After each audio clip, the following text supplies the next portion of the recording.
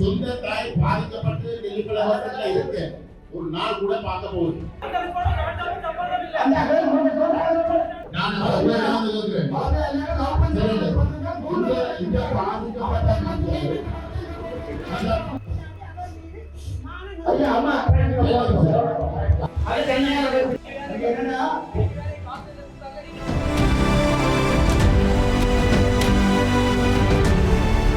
நான் உங்கள்கிட்ட கேட்கிறேன், சரி 3 வருஷமா நீங்கள் டிரெக்டராக இருக்கிறீங்க. அந்த கேன்சர் யூனிட்டை வந்து முழுமையாக இயங்குறதுக்கு நீங்கள் என்ன நடவடிக்கை எடுத்திருக்கிறீங்க? இல்ல நீங்க சொல்லுங்க. அது சக்சஸ் ஆனதோ இல்லையோ 2ஆம் கட்டம். சக்சஸ் ஆனதோ இல்லையோ 2ஆம் கட்டம். நீங்கள் என்ன நடவடிக்கை எடுத்திருக்கிறீர்கள்? உடனே சொல்றேன், அந்த கேன்சர் யூனிட்டை முழுமையாக இயங்க பண்றதுக்கு பேஸ் ஹாஸ்பிட்டலா வந்து என்ன எடுத்துக்கணும்னு சொல்லணும்.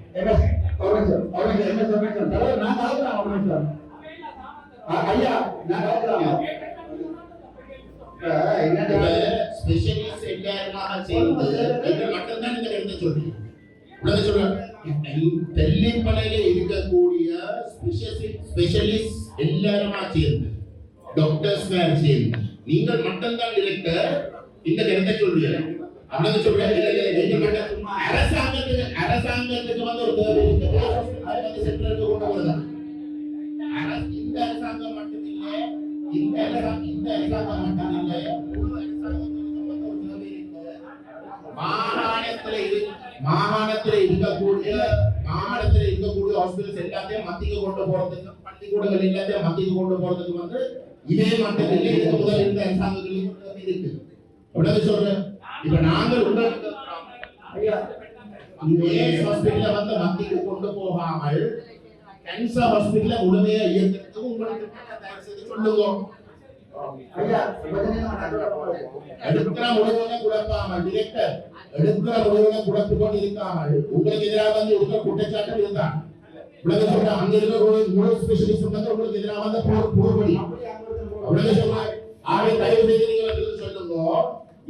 இந்த ஸ்பெஷலிஸ்ட் எல்லாருமா சேர்ந்து கேட்டிருக்கிறதுக்கு பதிலா உங்களுக்கு ஒரு திட்டம் இருக்கு என்றால் அந்த கேன்சர் ஹாஸ்பிட்டல முழுமையாக இயக்க பண்றதுக்கு வந்து பேஸ் ஹாஸ்பிட்டல வந்து மத்திக்கு கொண்டு போகாமல், விலங்கு சொல்ற தெளிவா விளங்கி கொள்ளுவோம், பேஸ் ஹாஸ்பிட்டல மத்திக்கு கொண்டு போகாமல், ஆனா அதே நேரம் இந்த கேன்சர் ஹாஸ்பிட்டல முழுமையாக இயக்க பண்றதுக்கு திட்டத்தை இன்றைக்கு சொல்லுவோம். நாங்கள் ஃபுல்லா வந்து உங்களுக்கு சப்போர்ட் பண்ணுவோம்.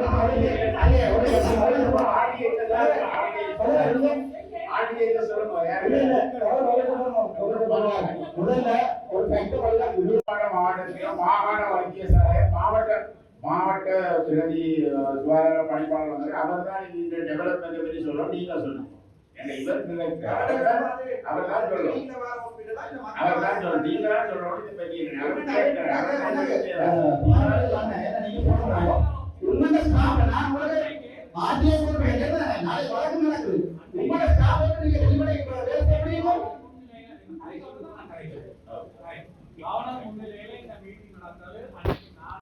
அந்த ஹாஸ்பிட்டல்ல ரைட்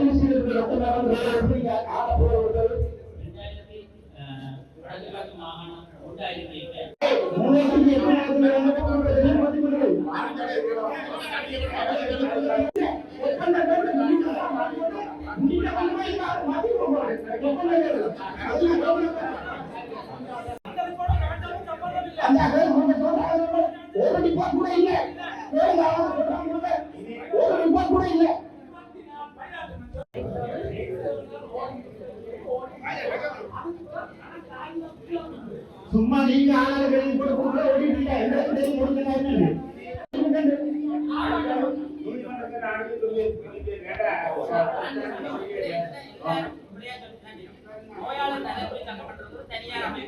அது தனியார் என்னன்னா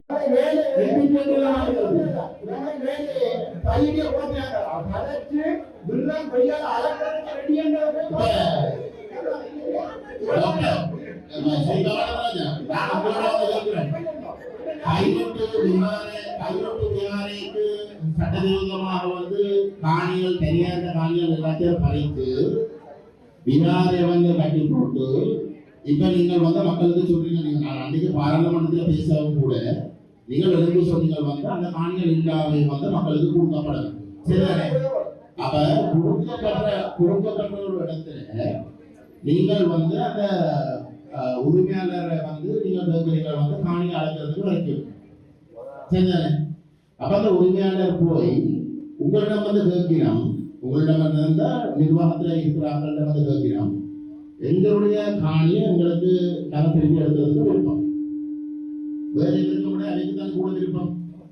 அதே கேட்கிறோம், என்னோட அவைக்கு ஒரு அனுபவம் இருக்கு. அந்த காணி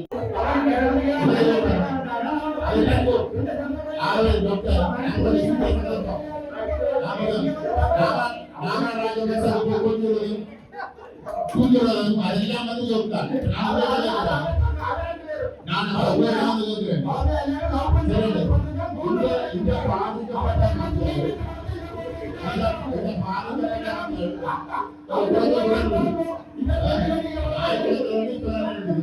அப்ப ஒரு பாதிக்கப்பட்ட மக்கள் வந்து உங்களிடம் வந்து கேட்கிறாங்க. ஒரு பொறுப்பு வாய்ந்த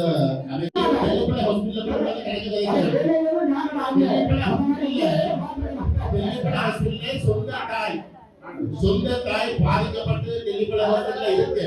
ஒரு நாள் கூட பார்க்க போகுது, ஒரு நாள் கூட பார்க்க போகுது. அதுதான் இருக்கக்கூடிய டெல்லிப்பள்ளியை பற்றி குடிகள் வந்து நினைக்கிறாங்க.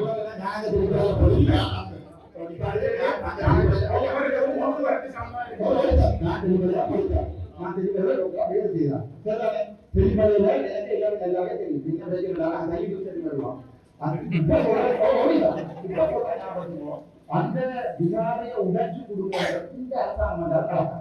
அந்த விகாரையில் இருக்கிற ஒரு சொட்டு இடத்தை மிச்சப்படுத்தி கொண்டு சுற்றி இருக்கிற காணியை கொடுத்து அந்த விகாரைக்குரிய கம்பன்சேஷன் கொடுக்கிறது தான் யதார்த்தமான கதை. அதை யாராவது சொல்லுங்க, விகாரம் உடைக்கிறது கூட்டம் போட்டு உடைக்கிறது இல்ல இல்ல நீ கொஞ்சம் இல்ல யதார்த்தமா நான் சொல்றேன்.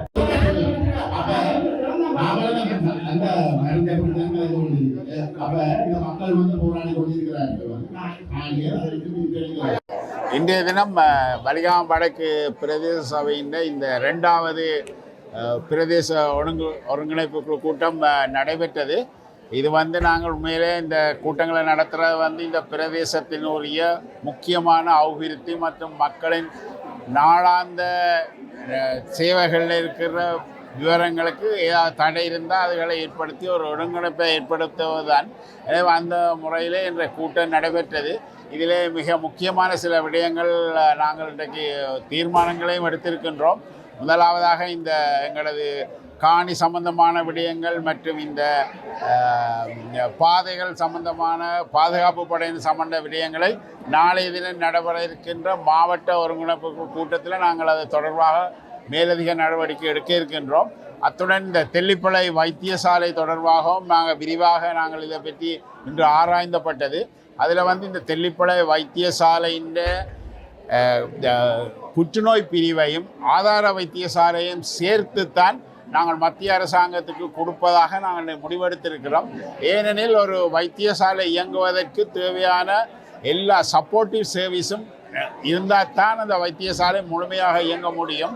அந்த வகையில் ஒரு புற்றுநோய் நோயாளிக்கு ஒரு நெஞ்சு நோய் வரும் பொழுது அப்புறம் அடுத்த வைத்தியசாலையை கொண்டு வரும் என்பது பாரிய சிரமம் என்றபடியால் நாங்கள் எல்லாத்தையும் சேர்ந்து ஒன்றாக எடுப்பதற்காக நாங்கள் ஏற்கனவே சுகாதார அமைச்சருடன் கதைச்சு அவர் இதுக்குரிய அனுமதியை தரும் பட்சத்தில் தான் தொடர்ந்து அந்த வைத்தியசாலையை முற்றாகவே மத்திய அரசின் கீழ் கொண்டு வருவதற்கு அவர் இணங்கியிருந்தார் என்ற வகையில் நாங்கள் அந்த முடிவை இன்றைக்கு எடுத்திருக்கின்றோம்.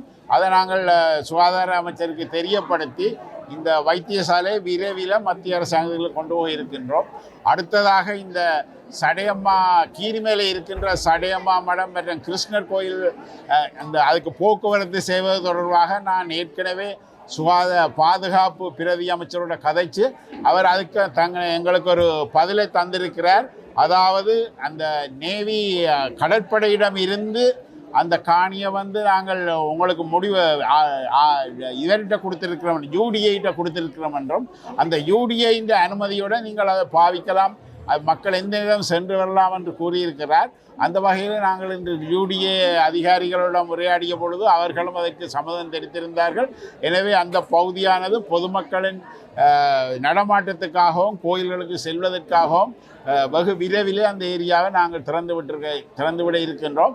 அத்துடன் அந்த பிரதி அமைச்சர் குறிப்பிட்டிருந்தார், இதற்காக தங்களது கடற்படையினரின் உதவியை தாங்கள் தரமென்று சொல்லியிருக்கிறோம் என்ற வகையில் நாங்கள் விரைவில் அந்த பகுதிக்கு நாங்கள் விஜயம் செய்து அதை மக்களுக்காக எடுக்க இருக்கின்றோம், மக்களுக்காக திறந்துவிட இருக்கின்றோம் அந்த கோயில் பகுதிகளை. சரி, அத்துடன் பல முக்கிய விடயங்களுக்கு நாங்கள் முடிவுகள் கண்டிருக்கின்றோம். நீ அடுத்த கூட்டத்தில் நாங்கள் இதுக்கு தொடர் நடவடிக்கை எடுப்போம்.